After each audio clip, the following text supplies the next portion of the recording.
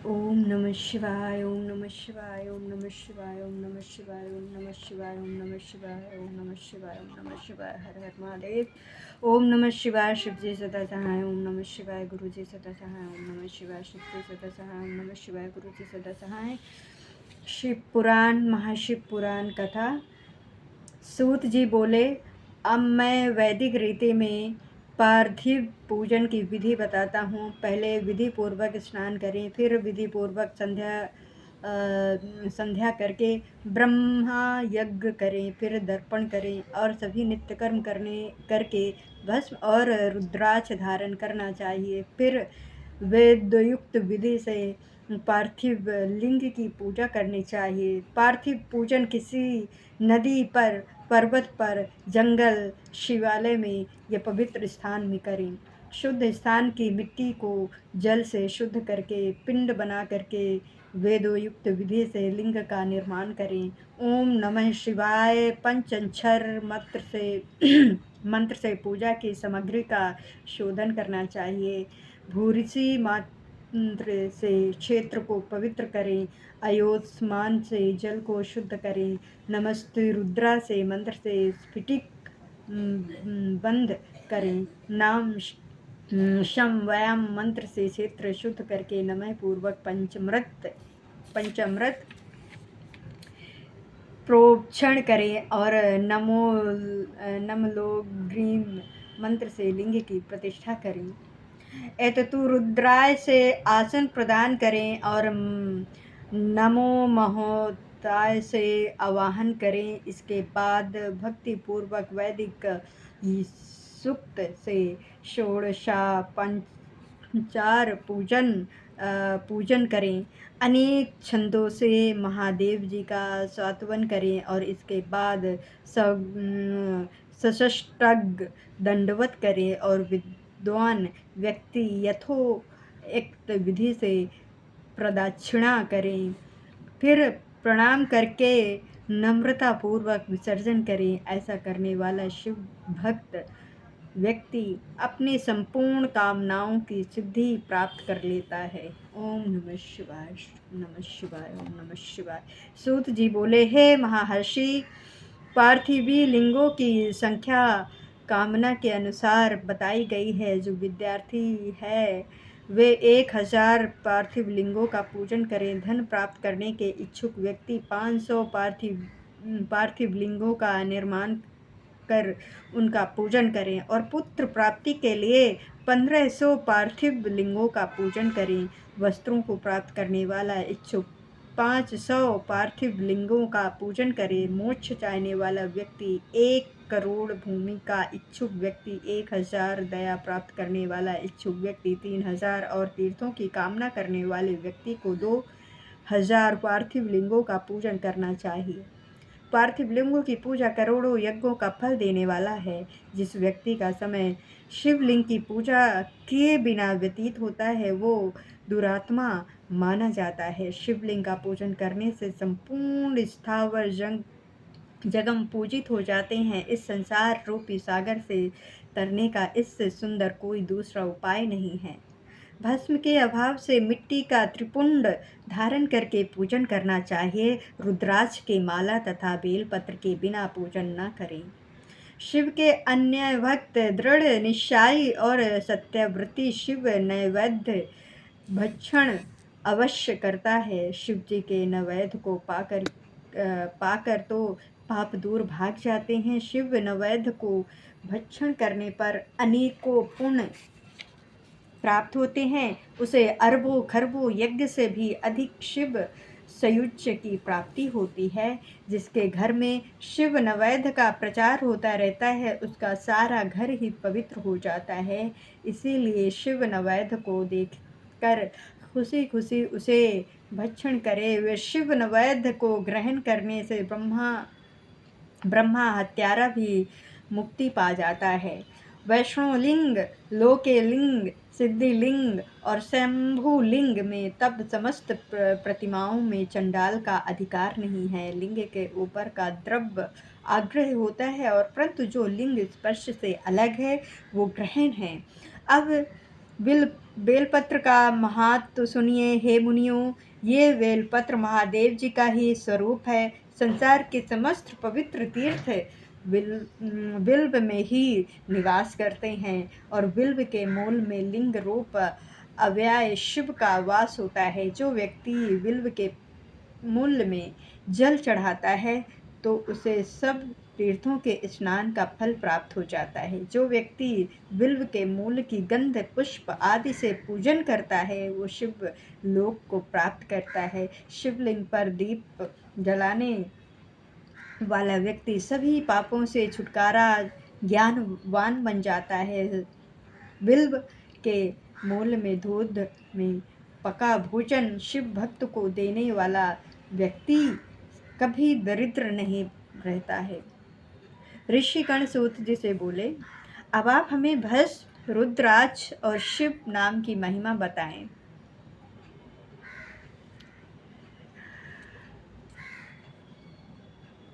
सूत जी बोले, भस्म रुद्राक्ष और शिव नाम में त्रिवेणी की समान महापूर्ण है। शिव नाम गंगा जी, भस्म नाम यमुना जी और रुद्राक्ष नाम सरस्वती जी का प्रतीक है। अतः वे तीनों रूप धारण करने चाहिए। ये महात्म वेद शास्त्रों में भी गूढ़ा है। शिव नाम गूढ़ है। शिव नाम दवगिन महापाप पर्वत है। शिव नाम की दवगिन से ये महातपक नामक पर्वत नष्ट हो जाते हैं। ब्रह्मा इत्यादि महान पाप से रशिया नष्ट हो जाती हैं। मनुष्य इस संसार रूपी सागर से तर जाते हैं। और जिस व्यक्ति के अंगों पर भस्म लगी होती है और वो आदर पूर्वक शिव के नाम का जाप करता है वो इस संसार से मुक्ति पा लेता है।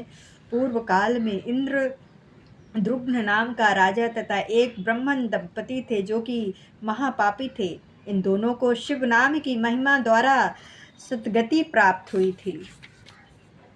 सूत जी ने बताया, भस्म दो प्रकार की होती है, महाभस्म, स्वल्प भस्म।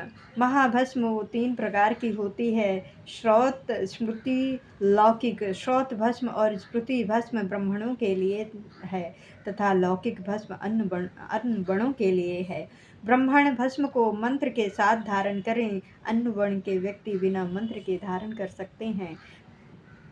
उपलों की सिद्धि की गई राख एवं यज्ञ कुंड की राख भस्म कहलाती है। ये त्रिपुण लगाने के योग्य हैं। भस्म लगा करके त्रिपुण धारण करके जाप करनी चाहिए। भस्म और त्रिपुण लगाकर जो व्यक्ति यज्ञादि कार्य तथा जप तप पूजन आदि करते हैं वे काल को भी अपने वश में कर लेते हैं। जो ब्राह्मण त्रिपुण धारण धारण नहीं करता उसकी समस्त पूजा जाति व्यर्थ हो जाती है। वन प्रास्थी आदीक्षित एवं कन्याएं मध्याह्न में भस्म को जल में मिला करके या सूखी भस्म को प्रतिदिन धारण करें। ऐसा करने से शिव जी की भक्ति तथा जीवन मुक्ति प्राप्त होती है। अनामिका बीच की अंगुली तथा छोटी अंगुली के 3 रेखा वाला भ्रुकुटी के मध्य एवं समाप्ति तक जितना विस्तार है उतना त्रिपुण धारण करनी चाहिए। शरीर के शेष भागों में धारा पृथ्वी वायु और सोम आदि का नाम लेकर के त्रिपुणा धारण करें। ब्रह्मा विष्णु और रुद्र की उत्पत्ति करने वाले भगवान शंकर का ध्यान करके ओम नमः शिवाय मंत्र बोल करके त्रिपुण को धारण करें। आगे अध्याय आता है। सूत जी ने पूछा, हे शौकन जी, भगवान शंकर को रुद्राक्ष आदि प्रिय है। इसे धारण करने तथा इसे जपने पर पाप दूर हो जाते हैं। स्वयं शिव जी ने पार्वती जी को इसकी महिमा के विषय में बताया था, उसे ही मैं आप लोगों को बताता हूँ। एक दिन शिव जी ने पार्वती से कहा, पूर्व काल में मैंने मन को एकाग्र करके दिव्य शास्त्रों वर्षों तक तपस्या की थी। मेरे मन में कुछ भय सा समा गया, तभी मैंने नेत्रों को खोल दिया। इससे नेत्रों से आंसू गिरने लगे। उन आंसुओं की बूंदों से गौण प्रदेश से लेकर के मथुरा, काशी, अयोध्या, मलयाचल तथा सहस्त्र पर्वत आदि प्रदेशों में रुद्राक्ष वृक्ष पैदा हो गए। तभी से इसकी महिमा बढ़ गई। वेदों ने भी इसकी महिमा का वर्णन किया है। सभी वर्णों के व्यक्ति इसकी माला को धारण कर सकते हैं। सफेद, लाल, काले, पीले आदि रंग के रुद्राक्ष क्रमशः धारण करें। जाप करने में रुद्राक्ष की माला विशेष फलदायक है। गोल, चिकना, मजबूत, कांटेदार, मोटा रुद्राक्ष मनोरथ साधक और युक्ति प्रदान करने वाला है और रुद्राक्ष शिव जी को अत्यधिक प्रिय है। सभी वर्ण वाले, सभी आश्रम वाले स्त्री तथा शूद्र भी इस कल्याणकारी माला को पहन सकते हैं। त्रिपुण धारण कर रुद्राक्ष को धारण कर ओम नमः शिवाय का जाप करने से व्यक्ति यमलोक नहीं जाता है तथा उसकी अकाल मृत्यु भी नहीं होती है। वो सदैव निरोग रहता है। 3 मुख वाला रुद्राक्ष साधन सिद्ध करता है, विद्या में निपुणता प्रदान करता है और 4 मुख वाला रुद्राक्ष ब्रह्मा स्वरूप होता है। इसके पूजन से नर हत्या भी नष्ट हो जाती है। कलांगनी नामक 5 मुख वाला रुद्राक्ष रूप है। ये रुद्राक्ष सभी कामनाएं पूर्ण करने वाला है और मोक्ष प्रदान करने वाला है। रुद्राक्ष 14 मुख तक के होते हैं जो कि विभिन्न देवताओं के प्रतीक हैं और अनेक कामनाओं को सिद्ध करने वाले तथा मोक्ष प्रदान करने वाले हैं।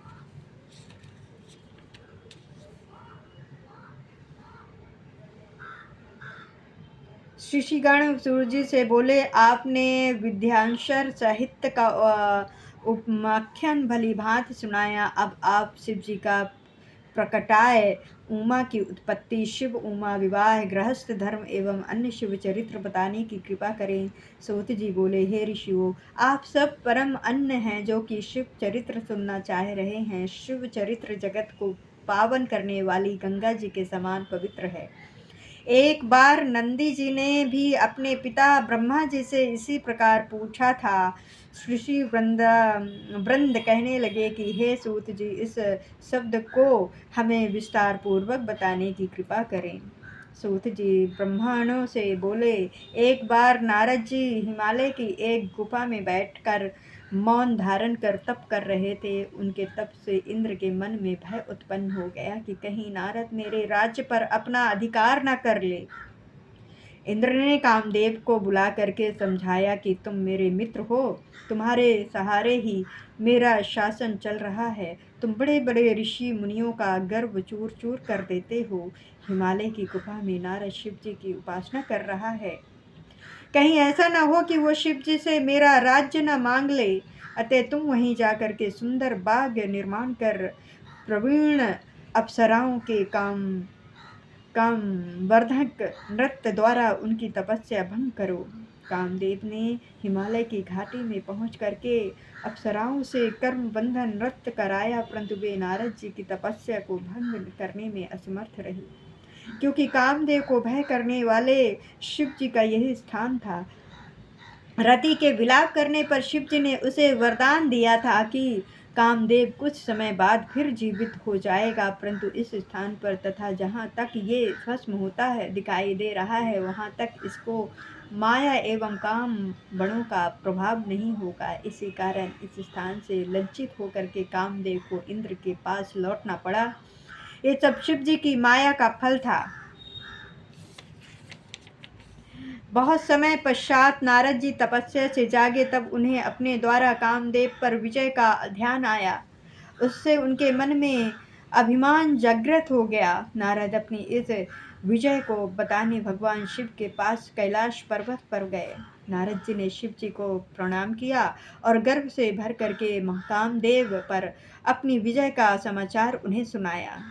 शिव जी ने नारद की प्रशंसा की और बोले, हे नारद, तुम धन्य हो, परंतु इस प्रसंग को अन्य देवी देवताओं से मत कहना, विशेषकर विष्णु जी को मत बताना, परंतु शिव जी की माया को कौन टाल सकता है। नारद जी ने ब्रह्मलोक में जाकर के ब्रह्मा जी से सब बात बता दी। ब्रह्मा जी ने शिव जी का ध्यान कर सब बात जान ली कि भगवान शिव ने नारद से ये प्रसंग किसी को न बताने को कहा था। नारद जी का अभिमान बढ़ने लगा। ये सब शिव जी की ही लीला का फल था। नारद जी ये कथा सुनाने विष्णु लोक में पहुंच गए। विष्णु जी ने नारद जी को आते देख करके आसन से उठ करके उन्हें प्रणाम किया और प्रेम से पूछने लगे, आपका आगमन कहाँ से हो रहा है। विष्णु जी की बात सुन करके नारद जी ने गर्भ से अपनी कामदेव पर विजय की संपूर्ण कथा सुनाई। विष्णु जी ने नारद जी से कहा, हे मुनि, काम तो भक्तिहीन व्यक्तियों को सताता है। आप तो ब्रह्मचारी, तपस्वी और ज्ञानी एवं वैरागी हैं। आपको ये विषकारी काम कैसे सता सकता है। विष्णु जी की ये बात सुनकर नारद जी गर्भ में भर करके बोले, ये सब आपकी कृपा है। कामदेव की क्या औकात है जो मेरा कुछ बिगाड़ सके। इतना कहकर नारद जी विष्णु लोक से चल दिए। नारद जी के चले जाने पर भगवान विष्णु ने अपनी अद्भुत माया रची। नारद जी के रास्ते में एक नगर का निर्माण कराया। उसके राजा का नाम शील निधि रखा। उसकी एक सुंदर गुणशील पुत्री थी। उस दिन उस कन्या का स्वयंवर हो रहा था। उसमें अनेक प्रदेशों के राजा व राजकुमार आए हुए थे। नारद जी नगर की शोभा को देख करके मोहित हो गए। नारद जी भी उस सभा में पहुंचे। राजा ने उठ करके उनका स्वागत किया और उनकी पूजा की। राजा ने अपनी कन्या को बुला करके उनके चरणों में उपस्थित किया।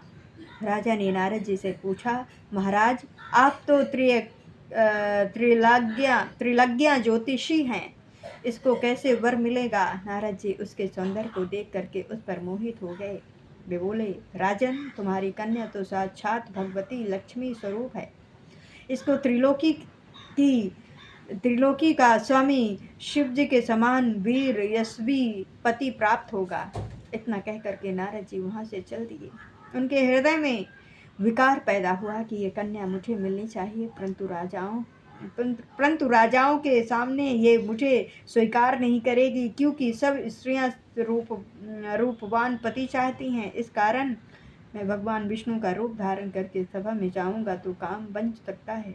ऐसा सोच करके नारद जी भगवान विष्णु के पास पुनः गए। उन्होंने भगवान विष्णु को नमस्कार करके शील विधि की कन्या के बारे में बताया। मैं उसे पाने की इच्छा से आपके पास आया हूँ। आप मुझे अपना रूप प्रदान करने की कृपा करें।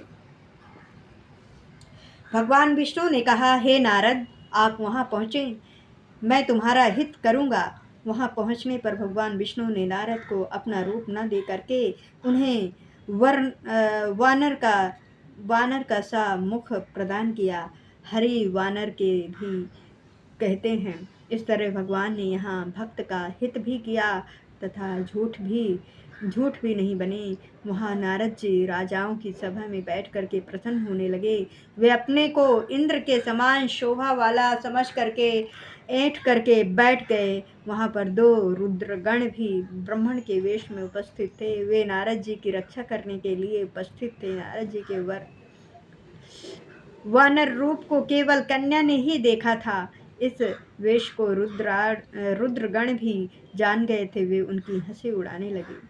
जब कन्या स्वर्ण की जयमाला लेकर के स्वयंवर में उपस्थित हुई तो नारद को देख करके क्रोधित हो गई। उसने नारद जी की तरफ मुंह उठा करके भी नहीं देखा। वो वहाँ राजा के वेश में विष्णु जी भी उपस्थित थे, जो कन्या को विवाह करने के लिए गए। रुद्रणों ने नारद जी से कहा, आप दर्पण में जा करके अपना चेहरा देखो, जो वानर का सा बना हुआ है। जब नारद जी ने अपना मुख दर्पण में देखा तो क्रोध में भर करके उन्होंने रुद्रगणों को श्राप दे डाला कि तुमने मेरी हंसी उड़ाई, अतः दोनों राक्षस बन जाओ। रुद्रगण चुपचाप श्राप को ग्रहण करके शिवलोक को चले गए। नारद जी शिव जी की माया को न समझकर क्रोध में भर करके जल में अपनी परछाई देख करके विष्णु के पास गए और क्रोध में भर करके बोले, तुम दुष्ट, कपटी और मलिन मन वाले हो। तुम दूसरों को सुखी होता नहीं देख सकते। तुम पूरे मायावी हो, तभी तो तुमने मोहिनी रूप रख करके दैत्यों को अमृत पिलाया और कैलाश छीन लिया था। तुमने मुझे श्री कैलाश से दुखित किया है और स्वयं कपटपूर्वक राजा का रूप धारण कर लिया है, अतः तुम मनुष्य रूप में राजा बनकर के स्त्री कलेश से दुखी होगे। तुमने मेरा वानर का मुख किया है, अतः वानर ही तुम्हारी सहायता करेंगे। विष्णु भगवान ने शिव जी की कृपा से ये श्राप स्वीकार कर लिया। जब शिव जी की माया का पर्दा हटा तो विष्णु के जो कन्या थी वह अदृश्य हो गई। नारद एवं विष्णु जी अपने असली रूप में परिणित हो गए। अब नारद जी को ज्ञान हुआ कि वे पश्चाताप करने लगे और भगवान विष्णु के चरणों में गिर करके क्षमा मांगने लगे। भगवान विष्णु ने नारद जी को उठा करके प्रेम पूर्वक हृदय से लगा लिया और बोले, हे नारद, तुम चिंता न करो। तुम्हें अभिमान ने घेर लिया था। तुमने शिव जी की आज्ञा का पालन नहीं किया था, ये भी उसी का फल है। ये सब शिव जी की इच्छा का फल है। अब तुम शिव जी के 100 नामों का प्रेम सहित जाप करो, इससे तुम्हारे सभी पाप समाप्त हो जाएंगे। ओम नमः शिवाय। शिव जी सदा सहाय। ओम नमः शिवाय। गुरु जी सदा सहाय। ओम नमः शिवाय। ओम नमः शिवाय। ओम नमः शिवाय। ओम नमः शिवाय। ओम शिव शिव शिव शिव शिव। ओम नमः शिवाय। शिव जी सदा सहाय। ओम नमः शिवाय। गुरु जी सदा सहाय। जय गुरु जी। जय गुरु जी।